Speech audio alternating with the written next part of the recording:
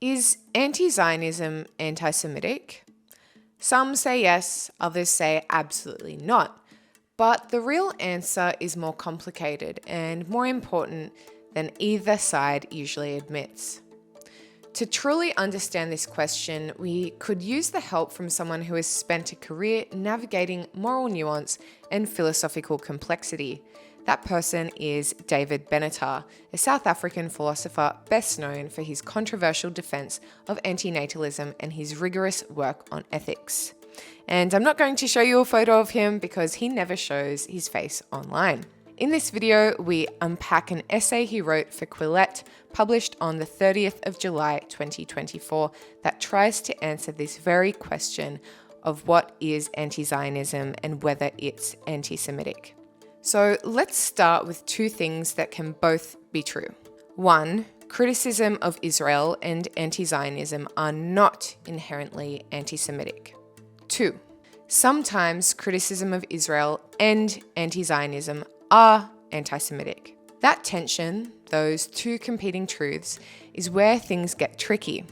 According to Benatar, we need to ask, when is anti-Zionism actually anti-Semitism and when is it not? Some cases are obvious, others aren't. That's why definitions matter. So first, let's define our terms. Zionism, politically speaking, is the belief in establishing and maintaining a Jewish national home in the land of Israel. Anti-Zionism is opposed to that idea, a belief that there should not be a Jewish state. As for anti-Semitism, things get murkier.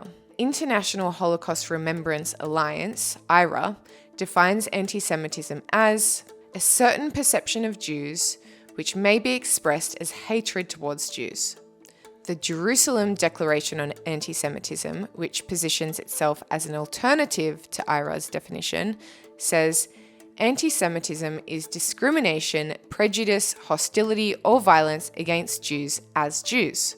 Benatar argues that both definitions miss the mark. IHRA's version focuses too much on perceptions and intentions, but anti-Semitism doesn't always come from hatred. It can exist even when people think they're being fair. The Jerusalem Declaration is broader, but too broad. It includes discrimination, but not all discrimination is wrong. If you don't say Merry Christmas to your Jewish neighbor, that's a form of discrimination, but it's hardly anti-Semitic. So Benatar offers his own definition. Anti-Semitism is wrongful discrimination against Jews as Jews. This is parallel to his definitions of racism and sexism. Not just any discrimination, but wrongful discrimination. And that keyword, wrongful, is what lets us distinguish between fair criticism and real bigotry. Benatar's definition also captures both intentional and unintentional anti-Semitism. This brings us to the issue of anti-Zionism. The IHRA definition says that denying the Jewish people their right to self-determination is anti-Semitic. But Benatar says, hold on. What if someone believes no ethnic group has a right to self-determination? Then denying that right to Jews isn't discriminatory, it's just consistent. That's rare though. Most people who deny Jews that right make exceptions for others, like Palestinians. And that's where bias creeps in. The IHRA definition also says that drawing comparisons between Israel and Nazi Germany is anti-Semitic. Benatar mostly agrees, but with one caveat. If Israel really did implement Nazi-like policies, such a comparison wouldn't be anti-Semitic. But since it hasn't, people who make that analogy are either being ignorant, dishonest, or anti-Semitic in effect. The Jerusalem Declaration has its own blind spots. It says that advocating a single binational or democratic state between the river and the sea isn't anti-Semitic. But Benatar asks us to consider the consequences.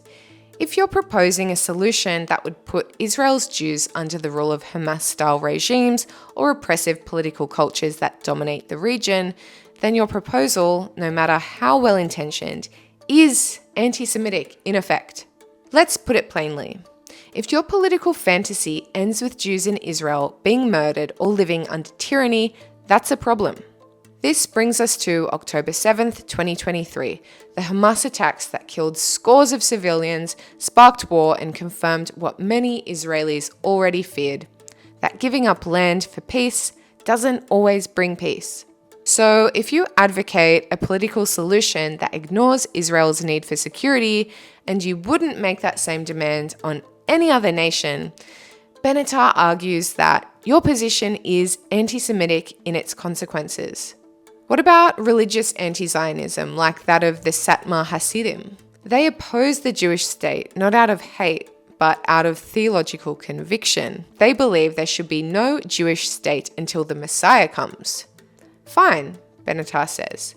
But when those same people ally with anti-Semitic movements or figures to advance their goals, they're promoting anti-Semitism in effect, even if unintentionally, and even if they're Jews themselves. Benatar draws a powerful analogy here.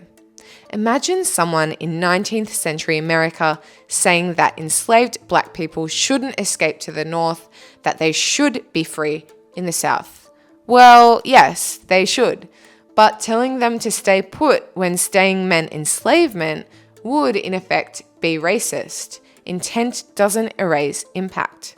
The same logic applies to anti-Zionist positions that ignore the security realities for Israel's Jews. Then there's the boycott, divestment, and sanctions movement, BDS. Protest, Benatar says, is not inherently anti-Semitic. But if you're only boycotting Israel while ignoring other nations like Saudi Arabia, which kills migrants, represses dissent, and helped cause a famine that killed 85,000 children in Yemen, then you're applying a double standard. And that, by definition, is anti-Semitism.